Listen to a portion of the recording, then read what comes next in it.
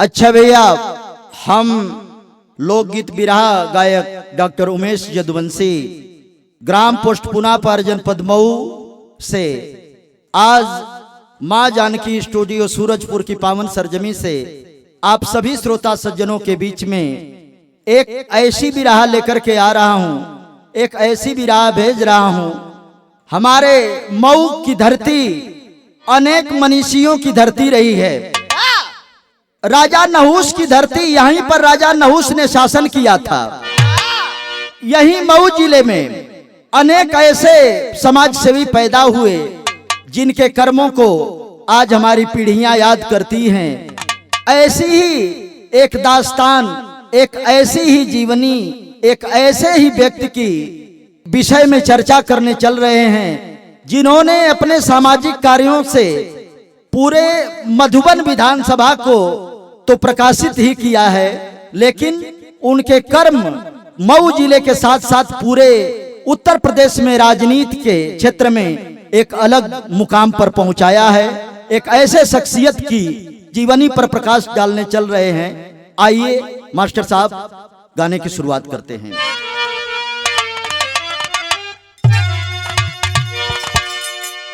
हो गरीबी या चाहे अमीरी, भले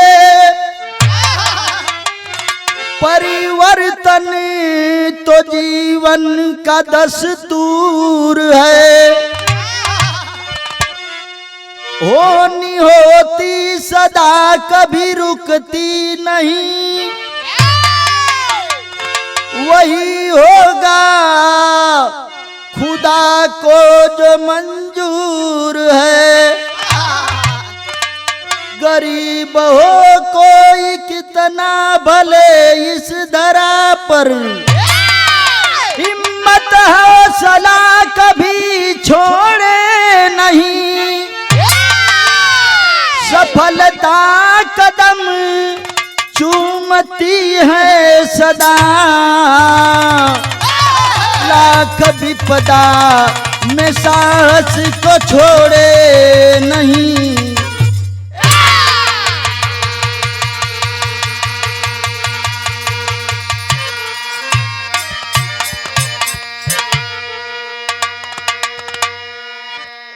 अरे बाबू, बताया जाता है कि गरीबी और अमीरी एक ही सिक्के के दो पहलू हैं। जहां सुख है वहीं दुख है, जहां उत्थान है वहीं पतन है, और जहां सृष्टि का सृजन है वहीं पर विनाश है। मनुष्य अपने कर्म से अपने जीवन की दिशा को बदल देता है। ऐसे ही एक समाजवादी चिंतक, गरीबों के मसीहा की जीवनी आप श्रोता सज्जनों के बीच में पेश है। मास्टर साहब कव्वाली का टुकड़ा लगत।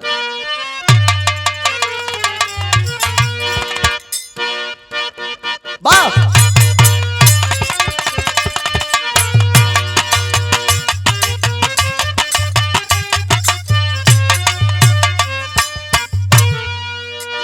कौनो माशूका अपने प्रेमी से बड़ा सुराई के बात करे थे मास्टर साहब।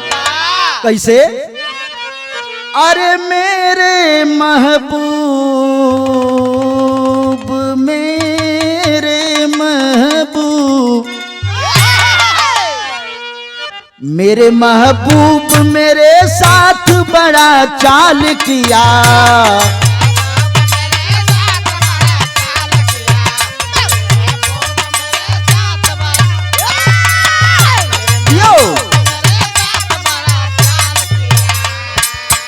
मेरे महबूब मेरे साथ बड़ा चाल किया।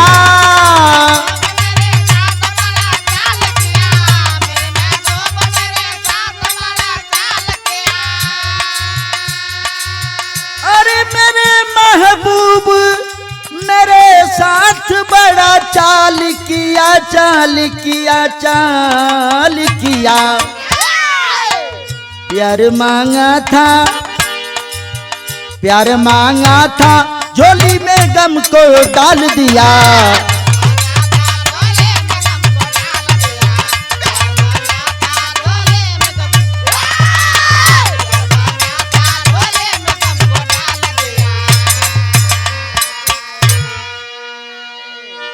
अये बाबू, आदरणीय मुसाफिर कबीर जी जीवनी के लाइन में बड़ा मार्मिक का बड़ा सुंदर भाव लिखत हम। कैसे? अरे खुदा के घर में, खुदा के घर में देर होता पर अंधेर नहीं।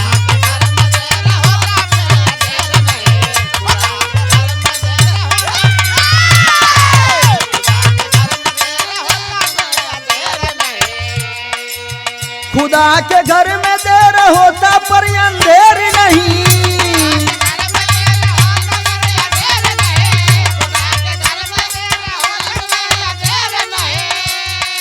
अरे खुदा के घर में देर होता पर अंधेर नहीं, अंधेर नहीं।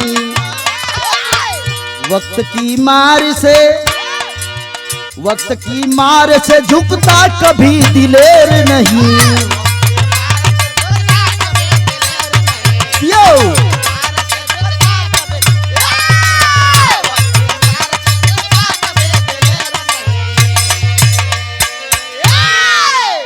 अरे बाबू, बहादुर व्यक्ति जो होता है, जो सामाजिक व्यक्ति होता है, उसके कार्य में आने वाली कठिनाइयां होती हैं, उन कठिनाइयों से डरता नहीं है। वह अपने रास्ते के कांटे को हटा करके अपना रास्ता खुद बना लिया करता है।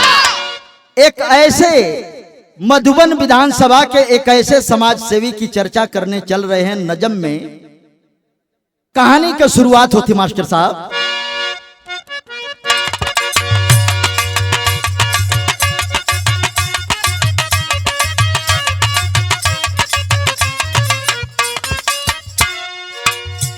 विधान सभा,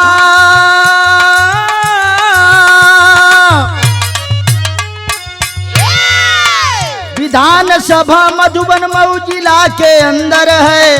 बड़ा सम्मानित गांव सूरजपुर सुंदर है।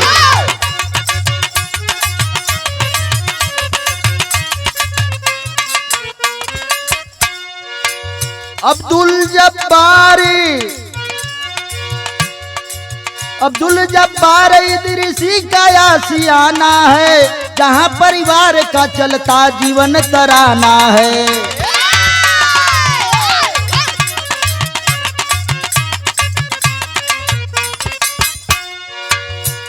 अये बाबू, मऊ जिला के अंतर्गत मधुबन विधानसभा के अंतर्गत एक गांव पड़ता है, जिस गांव का नाम सूरजपुर बताया गया। सूरजपुर गांव के रहने वाले अब्दुल जब्बार इदरीसी का मकान सूरजपुर में है, और उसी सूरजपुर में अब्दुल जब्बार इदरीसी अपने पूरे परिवार के साथ रहते हैं, जहां पूरा परिवार बड़े गरीबी में बड़े परेशानी में जीवन यापन होत हो मास्टर साहब। लेकिन कहना है कैसे? बेटा अब्दुल रहमान जो निर्भीक निराला है, गरीब तो है मगर मजबूत इरादों वाला है।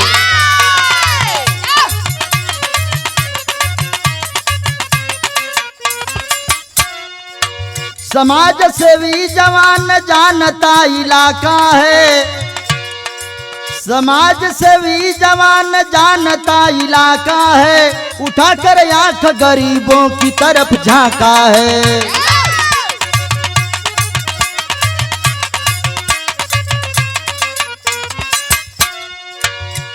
अरे भैया, सूरजपुर कस्बा के बगल में हासापुर गांव का रहे वाला अब्दुल जब्बार इदरीसी का बेटवा, जेकर नाम अब्दुल रहमान बतावल गए।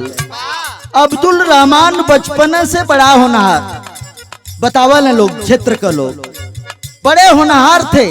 बड़ी गरीबी तो थी, लेकिन कहा जाता है कि गरीबी में कभी कभी प्रतिभा को बल मिल जाता है। गरीब रहने के बाद जब अब्दुल रहमान जी की उम्र धीरे धीरे बढ़ने लगती है, तो गांव में जो सामाजिक कार्यक्रम होते हैं, उन सामाजिक कार्यक्रमों में अब्दुल रहमान इदरीसी बढ़ चढ़ करके हिस्सा लेने लगे, समाज सेवा में मन लगाने लगे। और जब समाज सेवा में मन लगवना ये भैया तब पूरे सूरजपुर कस्बा के साथ साथ हासापुर गांव के लोग कहले कि अब्दुल जब्बार का बेटवा तो लगत है कि आगे चल के एक बड़ा समाज सेवी बनी। ये लोग सपना सजावे लगलन और जब सजावे लगलन तो अब्दुल रहमान जी का उम्र धीरे धीरे बढ़त है और समाज सेवा की ओर अपन कदम धीरे धीरे बढ़ावत हूँ। और जब बढ़ावत हूँ तो कभी जी बड़ी सुंदर गीत लिखत हूँ।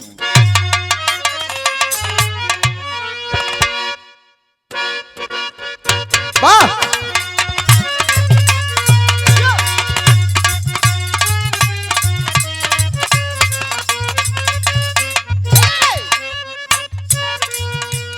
ए सूरज बाबू आजकल लइकवा आजकल बिरहा में बड़ा एक तेज गावत हमन का उम्र तब ना गावेला के लेकिन अब हमन कोशिश करत है कैसे कोनो मेहरारू अपने मर्दे के कहत हो कि ए राजा जी कमाए जात हैं तो पहले के जमाना रहल भैया मर्द कमाए जात मेहरारू दही गुड़ से जतरा बनावा। जमाना बदलल और ठलाली से भी कुछ दिन जतरा बनल। अगला जमाना आ गयल तब एक बाद बदलल का दुल्हन बताओ थी।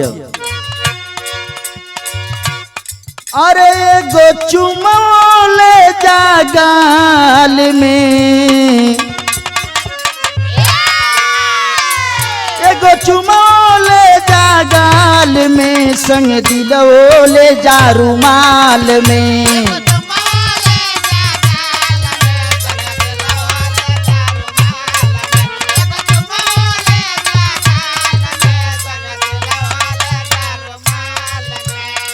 अरे जाता रजवा चढ़ी के जहजवा जाता रजवा चढ़ी के जहजवा फसिया न मोहिनी के जाल में।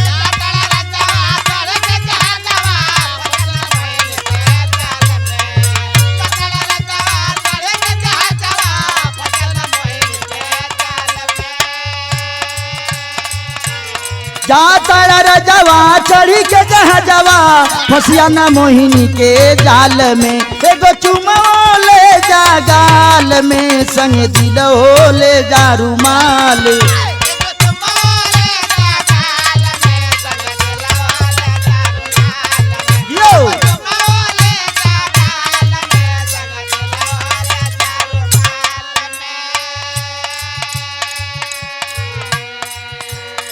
ए भैया जैसे जैसे सूरजपुर कस्बा के आसपास जितने अगल बगल के गांव थे उन गांवों में अब्दुल रहमान इदरीसी की चर्चा होने लगी।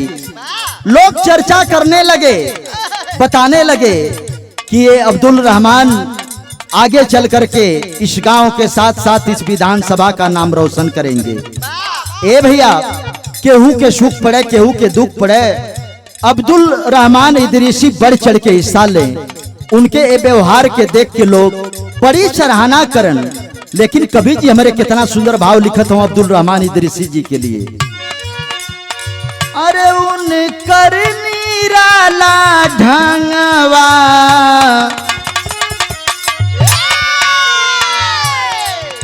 उनकर निराला ढंगवा खाली रहेल गरीबवन के संगवा।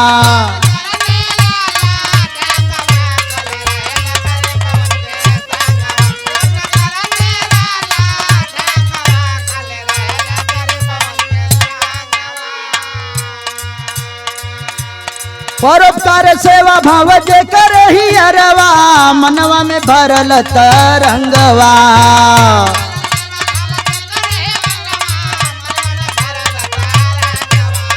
परोपकार सेवा भाव जे करही अरवा मनवा में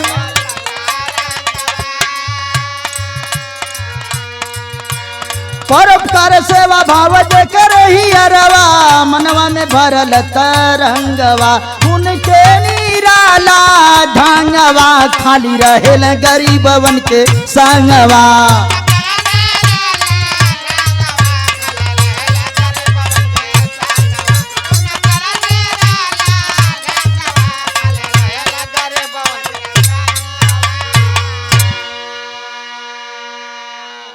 अये बाबू, पूरे सूरजपुर ग्राम सभा में हासापुर के लोग चर्चा करने लगे अब्दुल रहमान इदरीसी का, चर्चा करने लगे।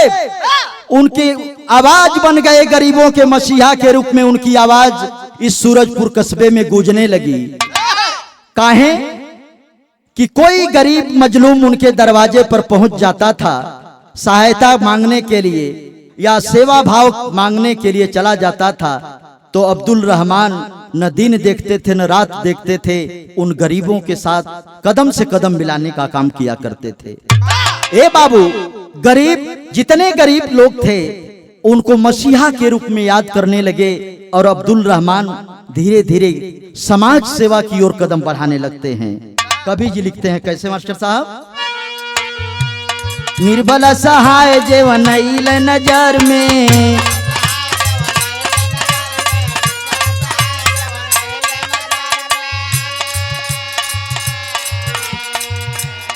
उनकी सेवा खातिर चली दी हल डगर में।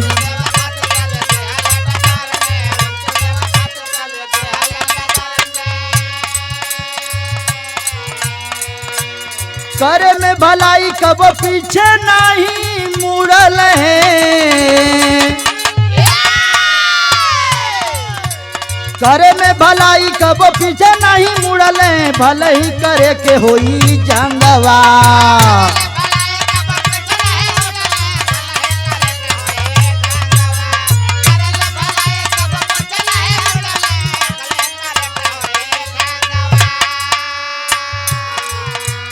करे में भलाई कबो पीछे नहीं मुड़ल, भले ही करे के होई जंगवा। उनकर निराला ढंगवा में की रहेल गरीबवन के संगवा।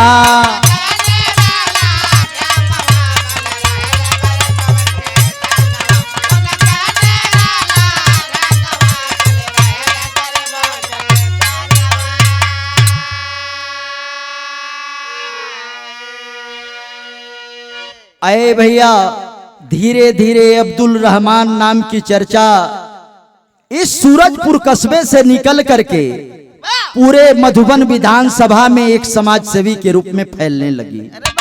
लोग चर्चा करने लगे।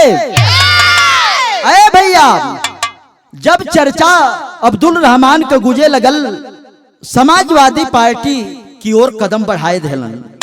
और जब कदम बढ़ोलन तो समाजवादी पार्टी के एक सक्रिय सदस्य के रूप में अब्दुल रहमान का नाम मधुबन विधानसभा में लिया जाता है। और जब मधुबन विधानसभा में इनके नाम का चर्चा गूंजे लगल, तो यहाँ बिरहा में बिरहा का गीत लगे थे मास्टर साहब। वाह,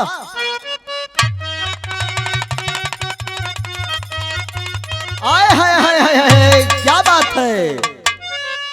अरे कोरी कहा तरिया सासू दहिया रे जमावली, आई अमृत डालली, अमृत डालली, जोर नवराधा हो काधा मन मोहे।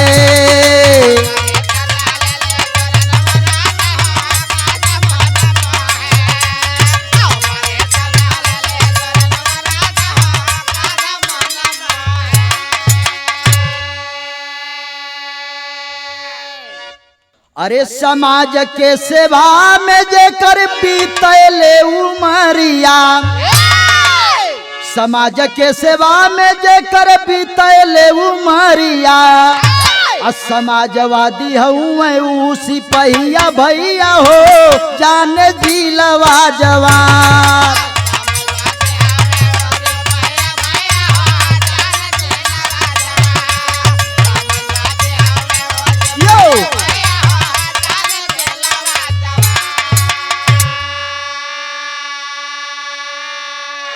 गरीबवन के राशन पानी कंबल बटवावे, अब भोजन भर पेट मिले जाड़ा से बचावे।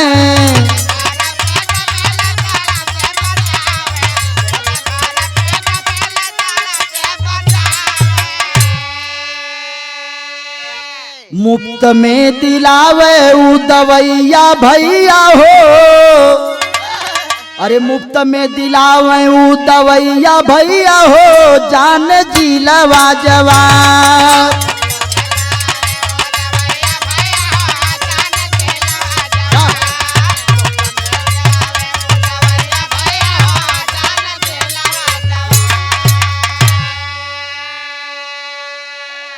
अरे भैया धीरे धीरे मधुबन विधानसभा के अंतर्गत जितने भी गांव आते थे, उन विधानसभा के गांव में जितने भी गरीब रहते थे, अब्दुल रहमान इदरीसी जी गरीबों में फल बांटने के काम करते थे। जो बीमार पड़ते थे अस्पताल में जाकर के उनको फल देते थे। जाड़े के सीजन में रात्रि में निकल जाते थे कंबल लेकर के और देखते थे कि टूटी हुई झोपड़ी में यदि कोई गरीब ठंडक से मर रहा है तो उस गरीब के ऊपर अपने साथियों के साथ कंबल डाल करके उनकी जाड़ा को दूर करते थे। इस नेक काम को देख करके पूरे मधुबन विधानसभा में हाहाकार मच गया। लोग चर्चा करने लगे। यही मधुबन विधानसभा के बगल की विधानसभा घोसी विधानसभा पड़ती है।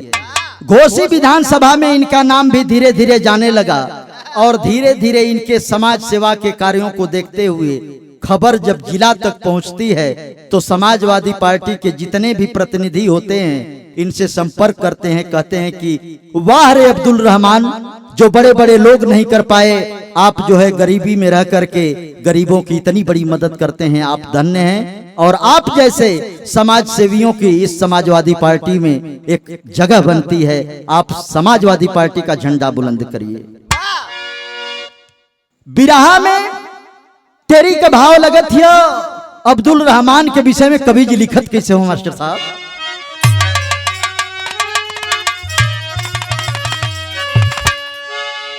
अरे निराला महू जिला कैसे रवा, लाख कोई करे विरोध पर हूँ वही मत वाला, अरे हवाला अरे हवाला। लाख कोई करे विरोध पर हूँ हिम्मत वाला, निराला महू जिला कैसे रवा। ऐसे बहादुर गरीबों के मसीहा हमारे अब्दुल रहमान इदरीसी जी हैं।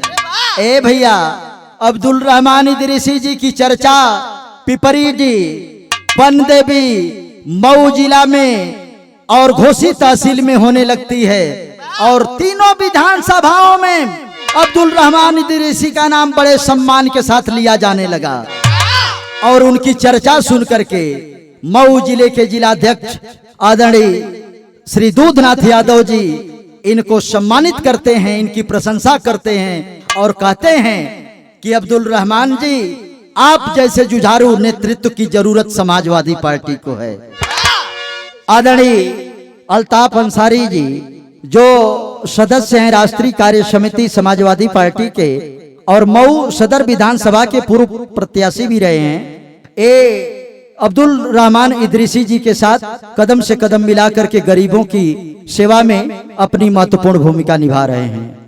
मैं बधाई देता हूं समाजवादी पार्टी मऊ विधानसभा मधुबन, विधानसभा घोसी के सभी सम्मानित जनप्रतिनिधियों को और अब्दुल रहमानी जी के साथ मिल करके काम करने वाले सभी समाजवादी पार्टी के नेताओं को मैं बधाई देता हूं कि आप इस तरीके से समाज में सराहनीय कार्य करें और समाज को नई दिशा की ओर ले जा करके लोहिया के सपनों को साकार करने का काम करें।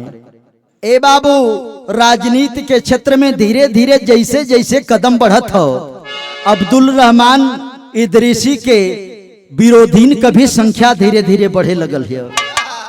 ए बाबू, जेकर कदम बढ़े लगला आगे सफलता की ओर, तो वही सफलता के पीछे कुछ दुश्मन भी लग जाला। और जब दुश्मन लगत हो तक विदेशिया में भाव लिखल जाता मास्टर साहब।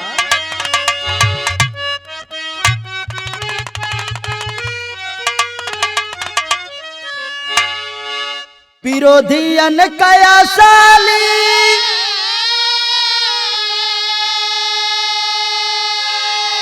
जब बहुआ बिरावा हो,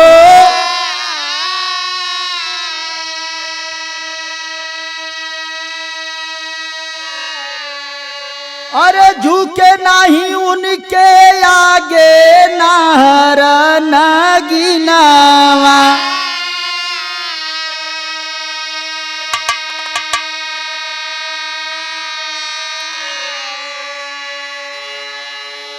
नेता कुछ कहले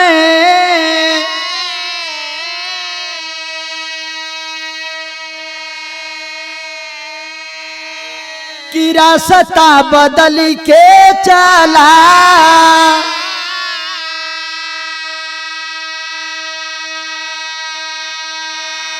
अरे नहीं तुहर आफत में पड़ी जई है जना।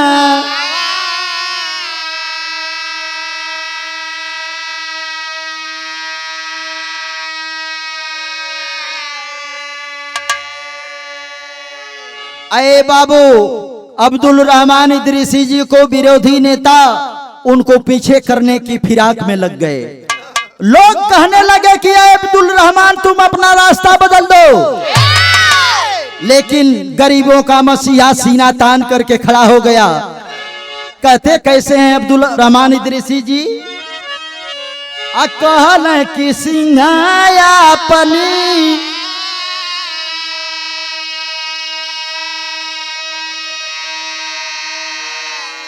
अरे रास्ता बनावे स्वयं।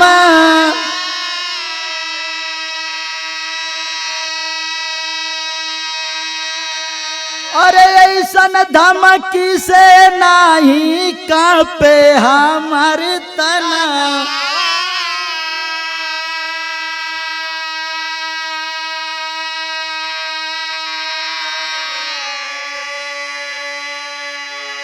जनता का सेवा हमारे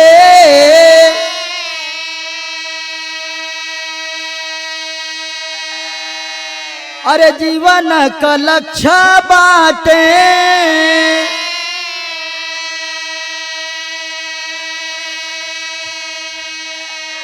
चाहे कैले बा के तनो युकुती जातना।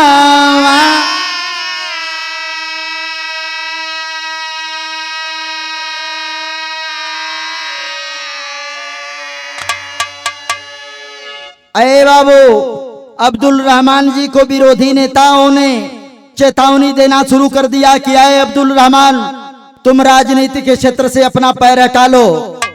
लेकिन अब्दुल रहमान सीना तान करके खड़े रहे समाज में। उन्होंने कहा कि सुनो, मैं एक शेर हूं, मैं एक बहादुर का बेटा हूं, मैं तुम्हारी बनर घुड़की से करने वाला नहीं हूं। ऐलान कर दिए, कहे कि शेर जो होता है अपना रास्ता स्वयं बना करके चलता है, तुम्हारे जैसे गीदड़ों से मैं अब्दुल रहमान नाम का सिपाही डरने वाला नहीं हूं।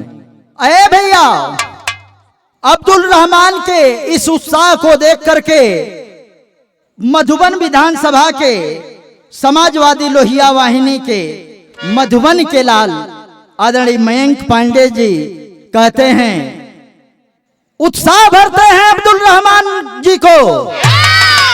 कहते हैं कि अब्दुल रहमान जी हम आपके साथ खड़े हैं, डरने की कोई बात नहीं है। कंधे से कंधा मिला करके चलने की बात करते हैं। कहा जाता है बाबू कि ये गरीबन के साथे रलाओ करे साथे भगवान खड़ा रहे। यही नाते बिरहा में बड़ी कचाका अब बड़ी सुंदर गीत लिखल जाती है। यार पिया परदेसिया न भावे अंगनवा, अभी रही बनली बा से जारी यार मोरी। अरे उड़ी उड़ी जाए अचरिया,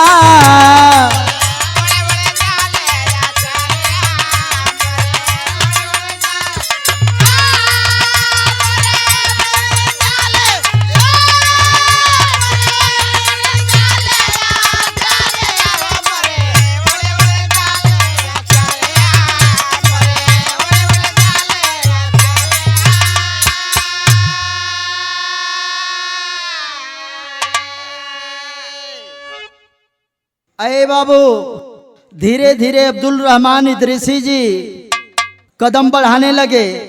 और जब कदम बढ़ाने लगे तो समाजवादी पार्टी के नेता शाहनवाज आलम जी इनके साथ चलने लगे और कदम से कदम मिला करके शाहनवाज आलम और अब्दुल रहमान इदरीसी जी पूरे मऊ जिले में एक चर्चित नेता के रूप में अपनी ख्याति अर्जित कर लिया। तब लिखल जाता कैसे मास्टर साहब? अरे कहू के न रखलस न रोकल रहिया में, अरे काटे लगल बा सुमानवा हो देखा, अरे सूरजपुर के रतनवा।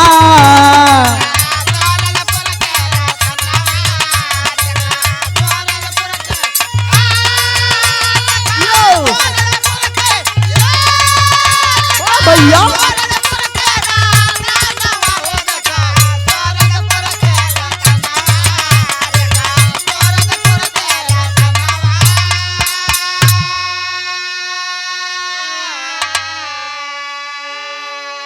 अये बाबू, अब्दुल रहमान इदरीसी जी का रास्ता रोकने के लिए तमाम तरह के उपाय करने लगे विरोधी। ए बाबू बतावे न लोग, गांव में हमने संपर्क किया, आदरणीय इदरीसी जी के विषय में चर्चा किया तो लोगों ने बताया कि अब्दुल रहमान इदरीसी जी को गरीबी में आवास भी मिला था बनाने के लिए, क्योंकि आज भी टूटही मड़ई में आज गुजारा करते हैं पूरे परिवार के साथ, अपने पिता, अपने पत्नी, अपनी बहन के साथ अब्दुल रहमान इदरीसी जी अपना बसर करते हैं। ए बाबू, लोग नेता कहलन कि चलिए रहमान जी हम आपकी मदद कर देते हैं, आपका आवास बनवा देते हैं, लेकिन स्वाभिमानी व्यक्ति अब्दुल रहमान जी उन्होंने कहा कि मैं समाजवादी पार्टी का सिपाही हूं और मैं गरीबों की सेवा के लिए बनाया हूं, मैं सरकार से यदि आवास ले लेता हूं तो यह गरीबों का हक मारा जाएगा। इस बात को सोचते हैं लोग, जो है चर्चा करने लगते हैं कि अब्दुल रहमान के विचार इतने उच्च कोटि के हैं, लेकिन ए बाबू, लोगन के समझौले बुझौले के बाद अब्दुल रहमान इदरीसी का आवास पास हो गए यही सूरजपुर हासापुर में। हासापुर ग्राम सभा में आवास पास हुआ, लेकिन गांव के कुछ राजनेता मिलकर के अब्दुल रहमान इदरीसी का आवास जो है निरस्त करवा दिया। ए बाबू, यहां तक ना प्रमाण मिलल, पता कैली जाए के सूरजपुर ग्राम सभा में तो पता चलल कि अब्दुल रहमान इदरीसी के घर को, उनकी मड़ई को, उनके आवास को गांव सभा के कुछ अराजक तत्वों ने जलाने का काम कर दिया था। ए बाबू, अब्दुल रहमान इदरीसी इन घटनाओं से विचलित नहीं हुए, उन्होंने हर मौके पर जो है गरीबों की सेवा करने की शपथ ले लिया था। और जब शपथ ले लिया था तो यहाँ पापट में भाव लगता, अरे भला ही भूखा, अरे भला ही भूखा रह गई जवानवा अपने जीवन में, और दूसरे के करावे भोजनवा अपने जीवन में।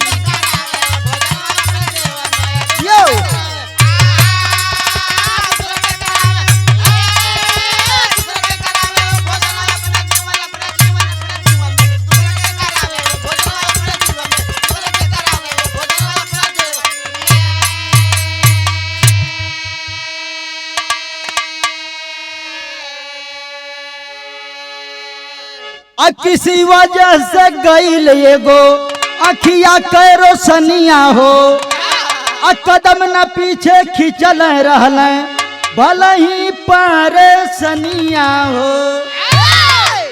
अये बाबू, अब्दुल रहमान इदरीसी के जीवन में एक दर्दनाक घटना घटित होती है।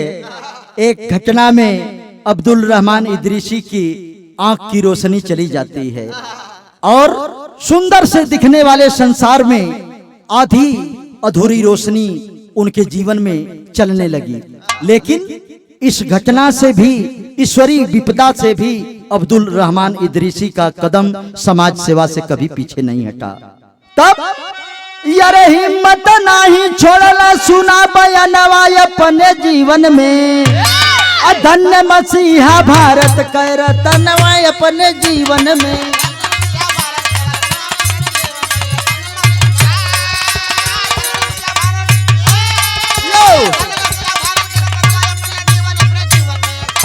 तैयारी में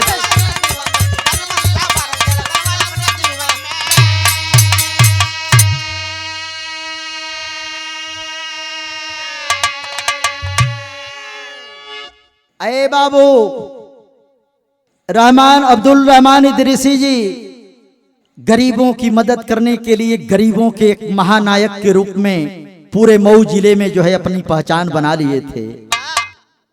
तो बताया जाता है कि वृक्ष कबहू नहीं फल बखे, नदी न संचय नीर, और परमारथ के कारणे साधुन धरा शरीर। बताया जाता है कि मनुष्य वही मनुष्य है जो दूसरों की भलाई के लिए काम किया करता है। इसीलिए प्रमाण मिलता है कि नदियां जो प्रवाहित होती हैं वह दूसरों की भलाई के लिए प्रवाहित होती हैं, और वृक्षों में फल लगते हैं तो वृक्ष उसका फल का स्वयं स्वाद नहीं लेते हैं, बल्कि उस वृक्ष का फल भी दूसरे लोग ही लिया करते हैं। उसी तरह से अब्दुल रहमान इदरीसी का जीवन एक परोपकारी व्यक्ति के रूप में समाज में फैल रहा है। लिखना पड़ा आल्हा में बड़ी सुंदर लाइन में मात्र फूल का दरी सदा अरे पावे दुनिया में, अजवन फूलवा में बहे खुशबू के धार।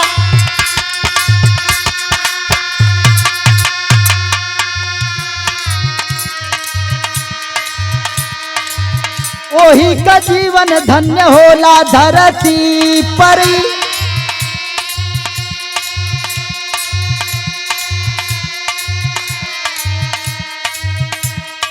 जे करे गरीबवन के सदा उपकार।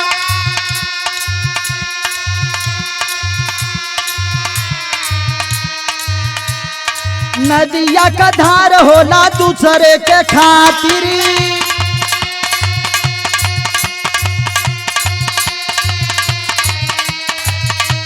दूसरे के खातिर फरे अमवा के धार।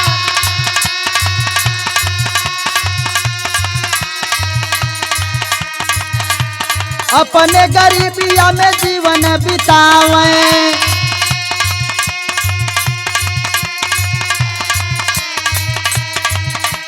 तू तो ही मड़ैया में रहे परिवार।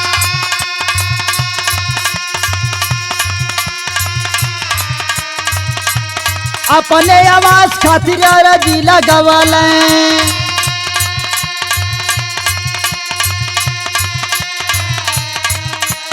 लेकिन विरोधी होए दिहल न पार।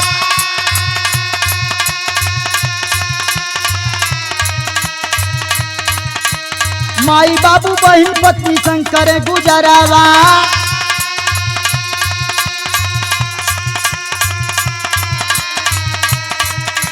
लेकिन टूटल नहीं उनके हौसला का तार।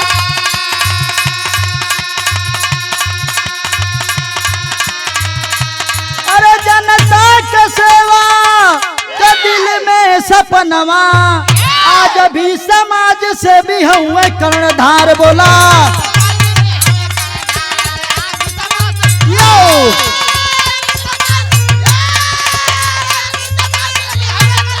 यो भैया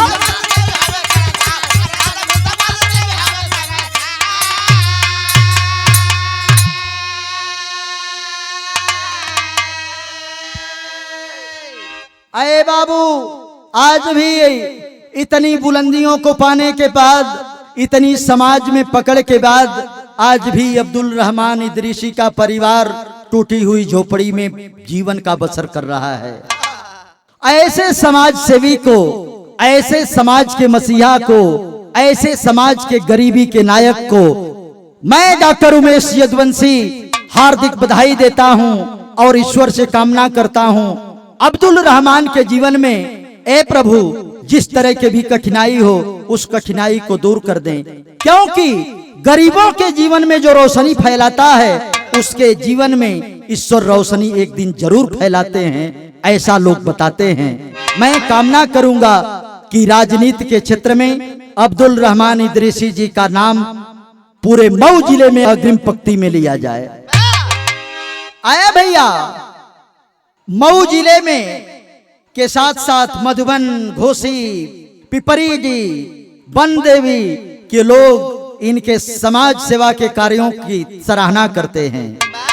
और मैं चाहूंगा कि अब्दुल रहमान इदरीसी जैसे लोग समाज के सामने आगे आएं और गरीबों की मदद करें और गरीबों के जीवन में नई रोशनी लाने का प्रयास करें। इस तरीके के लोग समाज में जब आएंगे तो हमारा समाज एक नए युग की ओर बढ़ेगा। कभी जी खड़ी में भाव लिखत हूं मास्टर साहब।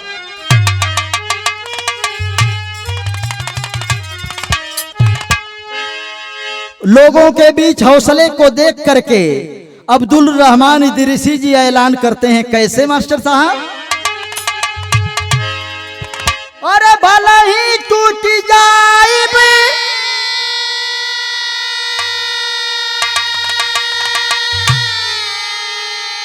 अरे नाही झुकी गर्दना, आई है अब्दुल रहमानी के जीवन का सपना।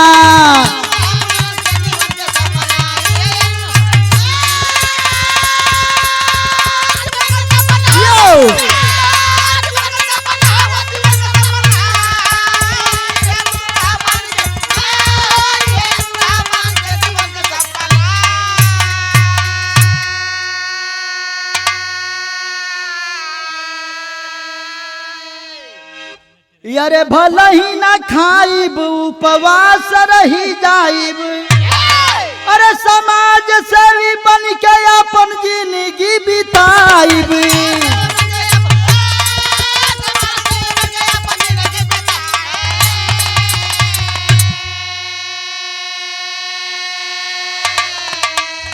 अरे तो जनता का सेवा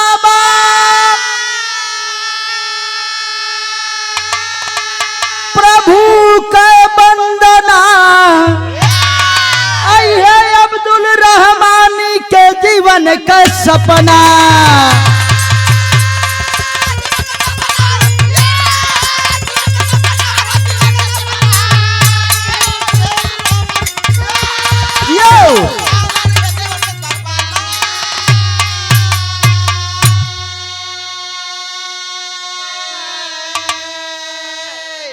अरे बाबू, अब्दुल रहमान इदरीसी जी कहते हैं कि मैं भूखों रह सकता हूं, लेकिन मेरे रहते समाज का कोई भी व्यक्ति भूखा नहीं रह सकता है।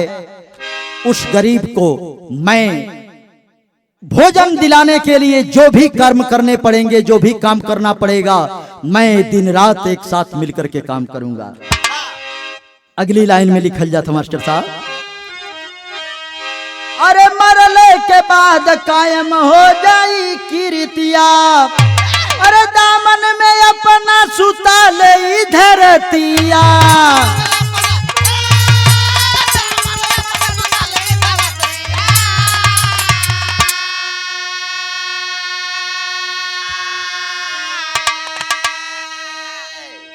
अब्दुल रहमान इदरीसी जी की यही मन की इच्छा है कि मेरा जीवन गरीबों को समर्पित रहेगा, और मेरी अंतिम इच्छा यही है कि मेरी कब्र पर, अंतिम सांस पर एक गरीबों की जो है मिट्टी पड़नी चाहिए। इसी कामना के साथ लिखा जा रहा है, कैसे मास्टर साहब? हर दम बाजत रही है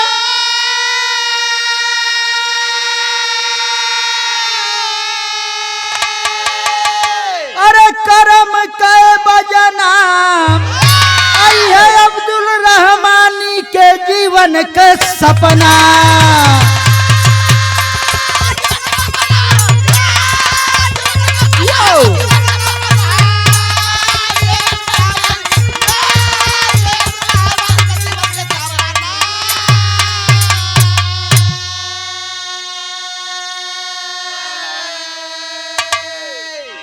अंत में कहा जाता है कि कर्म प्रधान विश्व करी राखा, अजो जस करहीं सो तस फल चाखा।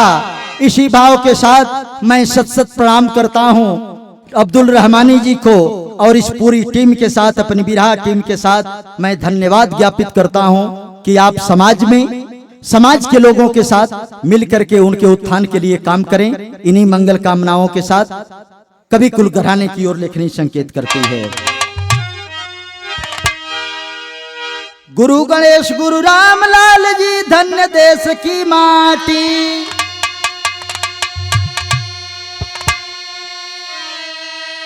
बच्चन केशव कवि चंद्रिका बिहवल होती छाती,